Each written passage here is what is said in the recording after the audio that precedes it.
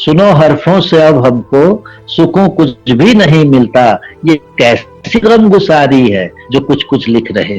और अगला शेर है कि अरे थक जाओगे दुनिया के जख्मों को रकम करते, अरे थक जाओगे दुनिया के जख्मों को रकम करते, ये बस अंजुम शुमारी है जो कुछ कुछ लिख रहे। और अगला शेर है कि यह है एक ऐसी कोशिश जिसमें ला हासिल ही हासिल है, यह है एक ऐसी कोशिश जिसमें ला हासिल ही हासिल है, जुनू क्या तुम पे तारी है जो कुछ कुछ लिख रहे हो।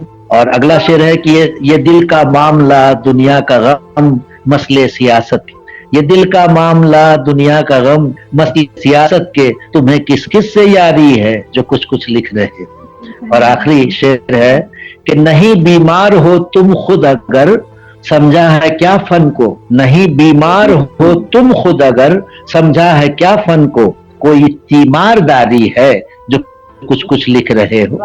और मख्ता है कि भला राहों को रोशन अपने खून से क्यों नहीं करते, भला राहों को रोशन अपने खून से क्यों नहीं करते, ये कुंदन पर्दादारी है जो कुछ कुछ लिख रहे हो, तुम्हें क्या बेकरारी है जो कुछ कुछ लिख रहे हो, तुम्हें क्यों जान भारी है जो कुछ कुछ लिख रहे हो।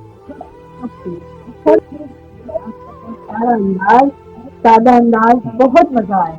और आखिर में हम आपसे बस ये कहेंगे कि आप हमारे प्रोग्राम के थ्रू काफी लोग जो नए शायर बन रहे हैं, जिनको शौक है, वो सीखते हैं, तो आप बताइए कि आप उनको क्या मैसेज देना चाहेंगे नए शायरों को जो शायर या अफसाना निगार बनना चाहते हैं। जो शायर हैं, शायर जो बनना क्या चाहते हैं, शायर तो हसास, पहला तो उनको हसास होना पड़ेगा, दूसरा क्या है कि उनका मुशाहिदा बहुत अच्छा होना चाहिए, और मुशाहिदा सिर्फ चीजों का नहीं होना चाहिए बल्कि जो शेड्स ऑफ फीलिंग्स है, जो एहसास की जो तहें और उसके अंदर भी जो और बहुत सारी तहें हैं, उनका मुशाहिदा उनको होना चाहिए, उनके अंदर वो कोशिश करनी चाहिए वो करने की। क्योंकि दुनिया में जब आप घूमते रहते हैं, एक शायर है तो घर में तो बैठा रहेगा नहीं, वो जाएगा चाय की दुकान पर बैठेगा, वो घूमेगा, वो इधर उधर करेगा, वो तो वो जब जा रहा है चारों तरफ तो मुशाहिदा करे, चीजों को देखे। तीसरी बात ये भी है कि उसको एक हिस्ट्री का भी, मतलब तारीख की भी जानकारी होनी चाहिए, उसको ये बात समझनी चाहिए कि जो वो लिख रहा है, जो भी लिख रहा है, चाहे वो शायर हो या अफसाना निगार, वो कभी भी हुकूमत के हक में नहीं लिख रहा है, वो हमेशा से हुकूमत के खिलाफ आदमी है। जो अदब है, पूरी अदब जो है वो उसके खिलाफ है, ये बेसिक उसूल है।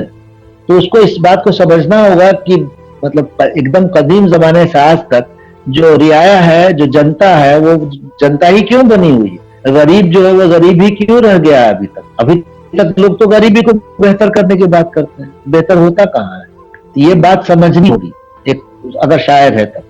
अगर शायरी को वो एक हुनर बना लेता है तो हो सकता है कि वो एक भाड़ हो जाए आगे जाकर के हो सकता है कि वो तराने गाने लगे हुकूमत के, और उसको एजाज मिलने लगे उसके बदले में, और बाकी चीजें मिलने लगी। लेकिन उसको कतई ऐसा नहीं करना चाहिए। उसको नंबर 1, नंबर 2 कि उसका मताला बहुत अच्छा होना चाहिए।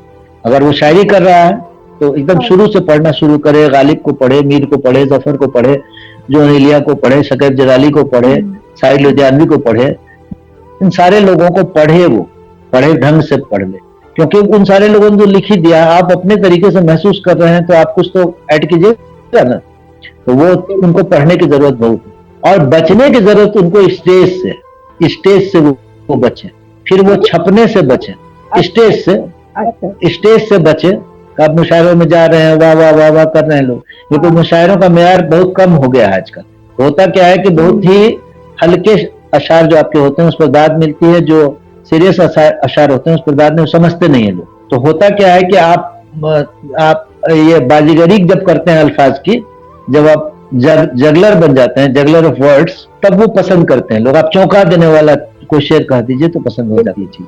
तो उससे होता क्या है, शायरी होगी नहीं, धीरे धीरे करके, हाँ धीरे धीरे करके वो शायर नहीं बन पाएगा, वो एक परफॉर्मर हो जाएगा, परफॉर्मिंग आर्ट उसको आ जाएगी, लेकिन वो पोएट नहीं बन पाएगा, वो कभी भी गालिब नहीं हो पाएगा। गालिब ने अपनी जिंदगी बहुत दूसरे ढंग से जीती, या मीर ने या जफर ने या ज़ौक़ ने या साहिल ने या अहमद फराज ने जिस तरीके से जिंदगी जी है वो नहीं हो पाएगा। अहमद फराज के अशार आप देखिए, वो एकदम आसान अल्फाज में वो क्या कहा, वो कहते हैं कि इसी सबब से कि तुझ पर बहुत भरोसा था, इसी सबब से कि तुझ पर बहुत भरोसा था कि गिले न हो भी तो हैरानियां तो होती।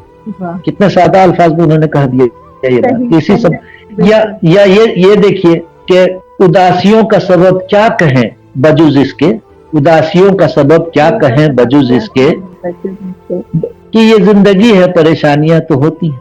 अब वो सामने वाले को बतला नहीं रहे हैं कि उदासी का सबब क्या है, हाँ, कि वो माशूका जो उससे हट गई और उसने जो या उसको जो भी, हाँ, धोखा दे रहे जो भी किया, तो वो बताना नहीं चाह रहा है। तो बताने के लिए उसने सीधे अल्फाज में कहा कि ये जिंदगी है परेशानियां तो होती हैं, उदासियों का सबब क्या कहे बजुज इसके, ये जिंदगी है परेशानियां तो होती हैं। तो ये बातें वो नहीं कह पाएगा वो लड़का या वो लड़की जिसने की जो शायरी करना चाह रहा है या चाह रही है।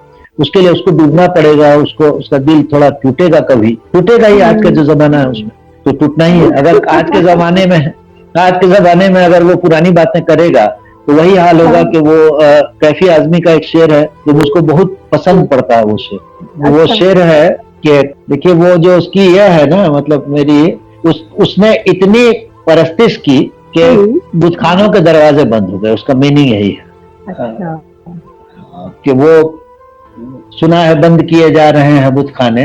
वो पहला मिसरा मैं भूल रहा हूँ कि मतलब मेरी परस्तित की मेरी जुनून इतना था, मैं इतनी बार गया बुतखाने कि बुतखाने के दरवाजे बंद हो गए। तो वही है कि वो तो बुतखाने के दरवाजे बंद होंगे, ये होगा, लेकिन उसके बाद जो उसको फीलिंग होगी ना तो वो बेहतर कर पाएगा। लेकिन अगर वो किसी चलते हुए शायर को अपना मॉडल बना लेगा और उसके बाद उसके पीछे पीछे घूमेगा उसकी टोली में, तो शायर कभी नहीं हो सके। शायर अगर मतलब in the real sense of the term अगर आप कह रही हैं कि शायर या अफसाना निगार बनना चाहिए, वो बनना नहीं चाहेगा, बनना चाहेगा तो नहीं बन पाएगा। वो बनना नहीं चाहे, उसको होना चाहिए, उसको खुद अट्रैक्ट करेगा। आपका मैंने पहले ही अपनी हम लोगों की गुफ्तगू जो हुई उसकी शुरुआत में ही मैंने कह दिया था कि शायरी और मोहब्बत मतलब रुख सानी और रुख अव्वल का सवाल है। तो वो मोहब्बत आप ढूंढ करके तो करते नहीं, वो हो ही नहीं सकता है कि आप अपने स्टैंडर्ड मैार बनाया उसका चले ढूंढने के लिए पर्चा लेकर के और उसका कहा कि भाई हमको तुमसे इश्क है, तो मंटो की कहानी हो जाएगी। मंटो की कहानी में उसने पूछा किसी से इश्क था, तो पूछा कि तुम्हारी जात क्या है, तो उसने कहा जात क्यों, बोला कि बिना जात के मोहब्बत कैसे होगी। वो आप बताइए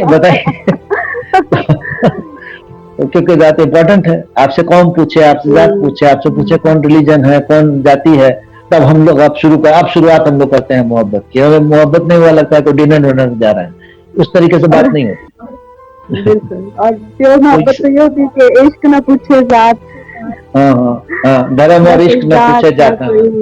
शायर की नज्म है, वो नज्म है ना शायर की एक, उसी से लिया है शायर ने, इश्क न पूछे जात से। वो ये इश्क इश्क है, इश्क इश्क, तो वो जो बात है ना, तो इनकी भी जो शायर और शायरी कर रहे हैं, अफसाना निगारी कर रहे हैं, उनको एक मोहब्बत होनी चाहिए उससे।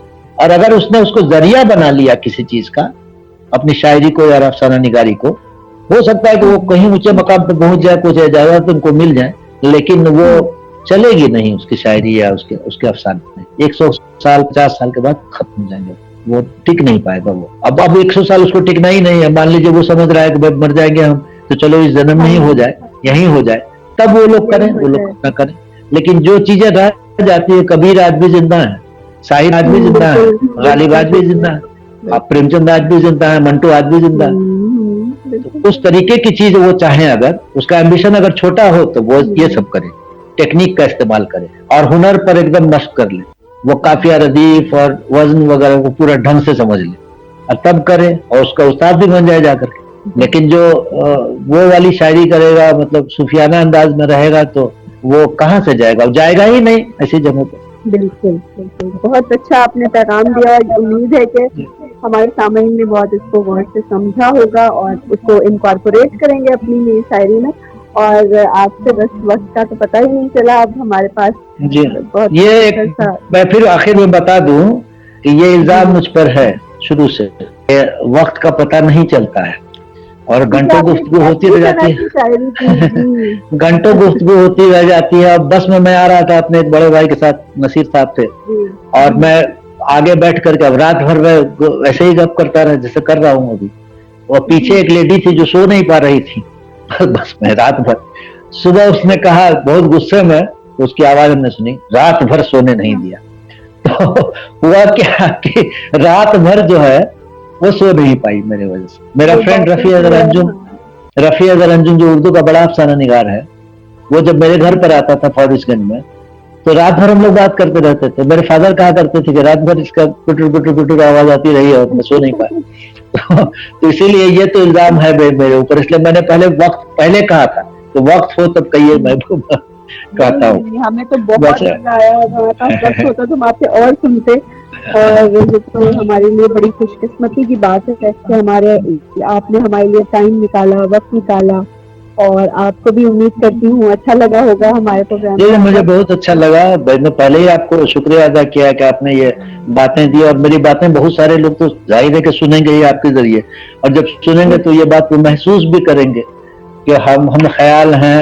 बहुत सारे लोग, हो सकता है कि हमने वाला नहीं हो, क्योंकि हम आसपास सामने नहीं बैठे हुए, लेकिन हम ख्याल तो हो सकते हैं, तो उनको अच्छा लगेगा।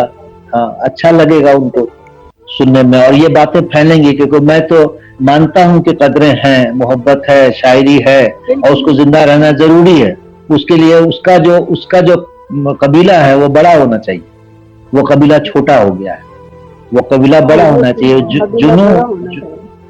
जुनू के लोग जो हैं उनका कबीला बड़ा होना चाहिए। खिरत के लोगों को थोड़ा हटना चाहिए पीछे। लेकिन खिरत ही हावी है और जुनू जो है वो बैकफुट पर है। इसीलिए हम तो चाहेंगे कि जुनून बढ़े, लोगों का जुनून बढ़ जाएगा। और अगर मेरी बातें बहुत हकीर भी ढंग से उसमें कंट्रीब्यूट कर सके तो मैं अपने को बड़ा खुशनसीब हूँ। बहुत खूबसूरत बात। इंशाल्लाह हम आपको दोबारा प्रोग्राम में मदद करेंगे, इंशाल्लाह आपसे दोबारा गुफ्तगू करेंगे। बहुत अच्छा लगा। तो अब हम आपसे इजाजत चाहेंगे। आपके लिए बहुत सारी दुआएं, नेक तमन्नाएं। तो इंशाल्लाह फिर मुलाकात होगी। आप सबों को भी बहुत शुक्रिया, और आप सबों के लिए पूरी दुआएं मेरे दिल से निकली हुई, अगर इस काफिर की दुआ कबूल हो तब। कैसी बात कर दी आपने। बहुत शुक्रिया आपका, बहुत शुक्रिया। ठीक है, ओके, ठीक है, ओके, अल्लाह हाफिज।